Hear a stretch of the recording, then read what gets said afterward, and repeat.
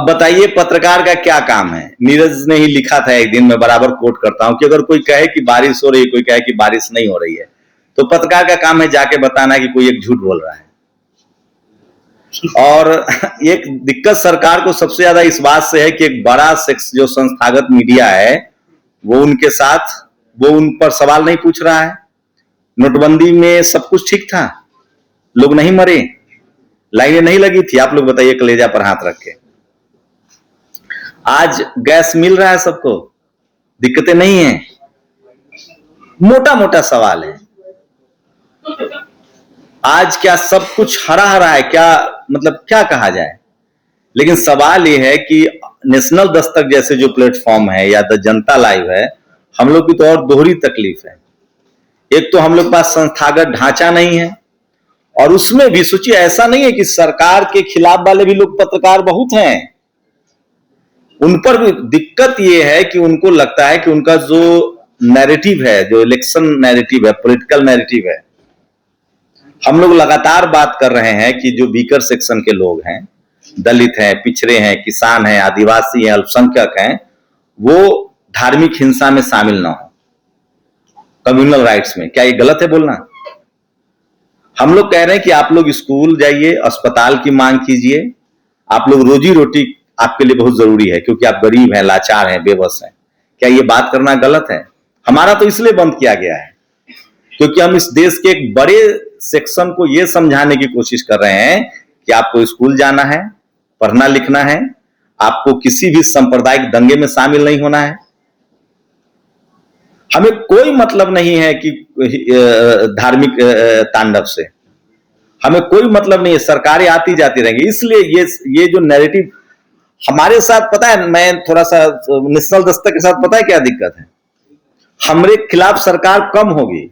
ये जो संस्था में जो बैठे हुए जो जातिवादी सोच के लोग हैं, उनको लगता है कि ये क्यों बोल रहा है भाई, यहां से कोई शेड्यूल कास्ट बोल रहा है, कोई अल्पसंख्यक बोल रहा है, कोई पिछड़ा समाज का बोल रहा है, इसको तो बकरी चराना चाहिए था, इसको तो हल जोतना चाहिए था, कायदे से तो इसको ड्राइवर होना चाहिए था, ये पत्रकार कैसे हो सकता है?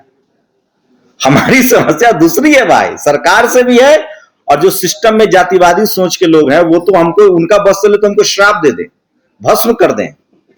वो तो अभी पेज उड़ाए हैं हमारा, हमें इस तरह की धमकियां मिलती है फोन करके कि पत्रकारिता तुम कैसे करोगे। ये भी एक बड़ी समस्या है। लेकिन सवाल यह है कि ये जो चल रहा है इससे कम से कम इस देश के लोगों का भला नहीं होगा। अच्छा, मान लीजिए हम लोग चुप हो जाएंगे, जैसे तमाम संस्थागत मीडिया चुप है, तो क्या लोगों की समस्याएं हल हो जाएगी? गैस मिल जाएगा? एम्स में आधे से ज्यादा डिपार्टमेंट में फैकल्टी नहीं है, ऑपरेशन थिएटर नहीं चल रहे हैं, ये ठीक हो जाएगा? 1 लाख सरकारी स्कूलें बंद हो गई है देश में, वो ठीक हो जाएगा? हम नहीं बोलेंगे, हम कुछ और कर लेंगे, हम मजदूरी कर लेंगे। अगर उनको लगता है कि हम यही करके पेट पाल रहे हैं तो हम तो मजदूरी करने के लिए तैयार हैं। लेकिन क्या इस देश के लोगों की समस्याएं ठीक हो जाएंगी? क्या लोगों की जो समस्याएं हैं, गरीबी है, लाचार, हम लोग तो सरकार का आंख और कान बनने की कोशिश कर रहे हैं कि एक हमारे प्रधानमंत्री पूरा 150 करोड़ को तो एक इंडिविजुअल नहीं देख सकते हैं, ऐसे भी उनके पास बहुत काम है, चुनाव प्रचार सबसे ज्यादा करना रहता है। तो हम तो उनके आंख कान है कि सर आपके इस राज्य में ये प्रॉब्लम है, इस राज्य में खाने की समस्या है, गैस की समस्या हो रही है, हम तो मदद कर रहे हैं। पत्रकार क्या होता है? वॉच डॉग होता है, मदद कर रहा है। लेकिन इनको मददगार नहीं चाहिए, इनको चाहिए चापलूस, और जिसके साथ चापलूस, जो चापलूसी के दौर में जिएगा उसका अपना नाश होगा। सरकारें आती जाती रहेंगी, हम लोग को कोई लेना। हम लोग चाहते हैं कि इस देश में कभी पत्रकारिता बहुत ईमानदार नहीं रही, उस पर कभी बाद में बात होगी। लेकिन अभी जिस तरह की, ये सबसे ज्यादा इनको प्रॉब्लम है इंडिपेंडेंट जर्नलिस्ट से, ये जो सोशल मीडिया प्लेटफॉर्म से लोग जो बात करें, क्योंकि संस्थागत मीडिया में सबकी एंट्री नहीं है, खासकर ऐसे लोगों की जो मार्जिनलाइज सेक्शन के हैं। उसके बाद वो लोग भी इनको अखरते हैं जो इनकी हमें हाँ नहीं मिला रहे हैं। ये कह रहे हैं कि भैया एक रंग में रंगना है, हम जो कहें वो, तो आप अच्छा काम कीजिए ना, हम लोग दिखाएंगे दिन रात। गैस की दिक्कत ना हो, हमें क्या दिक्कत है, हम लोग नाचेंगे कि भाई इस सरकार में तेल मिल रहा है सस्ता, गैस मिल रहा है टाइम से, युद्ध हो रहा है लेकिन हमारे देश पर फर्क नहीं पड़ रहा है, हमें गैस मिल रहा है। अब ये फैक्ट चेक चला है आजकल, एक फैक्ट चेक कर रहा है। मतलब सोचिए, एआई का वीडियो, एआई की फोटो कौन इस्तेमाल नहीं कर रहा है? अब तो एडिटिंग एआई से हो रहा है। हमारी सरकार कह रही कि हम सबसे ज्यादा एआई पर इन्वेस्टमेंट करने वाले हैं, भारत को एआई का हब बनाना है। एआई से कोई फोटो लगा दीजिए तो पेट में दर्द हो जाता है। हद है भाई। हम मान लीजिए अब चांद पर तो जाएंगे नहीं, चांद का एक एआई का फोटो लगा दिए तो दिक्कत हो जा रही है। तो ये तमाम बहाने ढूंढे जा रहे हैं। दरअसल चिंता इस बात की है कि मीडिया अब डेमोक्रेटाइज हुआ है। मीडिया पर जो हिरार्की थी, जो वर्चस्व था कुछ लोगों का, कुछ मीडिया घरानों का, कुछ कम्युनिटी का जो वर्चस्व था वो टूट रहा है। आम लोग बात कर रहे हैं। मैं एक बात बताऊं, सोशल मीडिया ही सच्चा मीडिया है। एक तो हमारा बहुजन मीडिया वाला है ही कि सोशल मीडिया ही गरीबों का मीडिया है। सोशल मीडिया इसलिए सच्चा मीडिया है कि कोई आम के पास बैठा है, उसके पास फोन है, वो तुरंत ट्वीट कर दे रहा है कि आम का पत्ता गिरा। वो सबसे ईमानदार है ना। तो हम लोग बेहतर दौर में है, घबराने की जरूरत नहीं है। मैं बहुत होपफुल हूं, बेहतर दौर में है, ऐसे दौर में है जब सब बोल रहा है। जरूरत है इस देश के लोगों को हमें एड्रेस करना पड़ेगा। और जिस तरह से अगर इस देश की जनता को सस्ता दवाई चाहिए, सस्ता गैस चाहिए, सस्ता तेल चाहिए, नौकरी चाहिए, उनको अगर अपने रोजी रोटी की चिंता है, उनके अपने बच्चों की चिंता है, उनको आरएमएल एम्स जैसे अस्पताल चाहिए, तो उन लोगों को इस लड़ाई में हमारे साथ खड़ा होना पड़ेगा। उनको कहना पड़ेगा कि भैया हमें सोशल मीडिया चाहिए, हमें राजीव निगम के वो सरकाजम चाहिए जो वो सत्ता से सवाल पूछते हैं।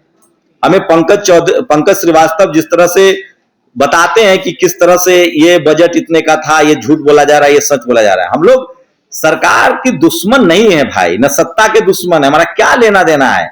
हम लोग इस जनता के हितैषी हैं। लेकिन ये बात सरकार समझे, और सरकार में जो बैठे बाबू लोग हैं जो ये सब खेल रच रहे हैं वो भी समझे। अगर वो यही खेल करते रहेंगे तो वो सरकार के भी दुश्मन है, अब मोदी जी के तो पकिया दुश्मन है। उनका फैक्ट चेक होना चाहिए कि कहीं कहीं से और फंडित तो नहीं हो रहे हैं। तो सोशल मीडिया पर जो लोग भी कंट्रोल करने की कोशिश कर रहे हैं वो सरकार के पैरों पर कुल्हाड़ी मरवाने का काम कर रहे हैं, क्योंकि सोशल मीडिया सच्चा मीडिया है, सोशल मीडिया आम लोग की मीडिया है, और अब मोबाइल से आप छुटकारा नहीं पा सकते हैं। सरकार को ये बात समझना पड़ेगा। और तमाम वैसे पत्रकार जो जनता के सवाल उठा रहे हैं, जनता के सरोकार का सवाल उठा रहे हैं, जनता को उसके साथ खड़ा होना पड़ेगा। हम लोग यही गुजारिश कर रहे हैं। बाकी हम लोग बाई चॉइस पत्रकार हैं, वो भूल जाए कि हम इस काम को रोकेंगे। हम जनता के पक्ष में, संविधान के लिए, डेमोक्रेसी के पक्ष में अपनी बात रखते रहेंगे। माध्यम बदल सकता है, कल सब जगह से बैन कर देंगे तो सड़क पर जाकर बोलेंगे, लेकिन बोलेंगे जरूर। मैं अभी वही पंकज सर से बात कर रहा था कि एक्चुअली दिक्कत ये हो रही है कि जो संस्थागत मीडिया है, मैं उसको मेन स्ट्रीम तो नहीं कहता हूं, संस्थागत कहता हूं, क्योंकि उनके पास सालों का वर्चस्व है, उनके पास धन है, लीगल टीम है, सरकार के साथ वो उठते बैठते हैं, जजों के साथ, वकीलों के साथ उनका उठना बैठना होता है, सब उसके पड़ते। तो जो संस्थागत मीडिया है ना, उसने ये स्पेस दे दिया है सरकार को। उसकी जो भी वजह है, मैं आज की रिपोर्ट बता रहा हूं कि लगभग डेली भारत सरकार मीडिया के दुश्मन नहीं है। जो लोगों को लगता है, जो बहुत सिंप्लीफिकेशन हो रहा है, मोदी सरकार ने 11 साल में विज्ञापनों पर 5,987 करोड़ रुपए खर्च किए हैं। लगभग 1.5 करोड़, मतलब 1.5 करोड़ रुपए रोज खर्च किए हैं। तो भारत सरकार मीडिया के खिलाफ नहीं है, वो तो मालामाल कर रही है मीडिया को। संस्थागत मीडिया के भी ये खिलाफ नहीं है, ये उनके खिलाफ है जो इस देश की जनता के साथ है।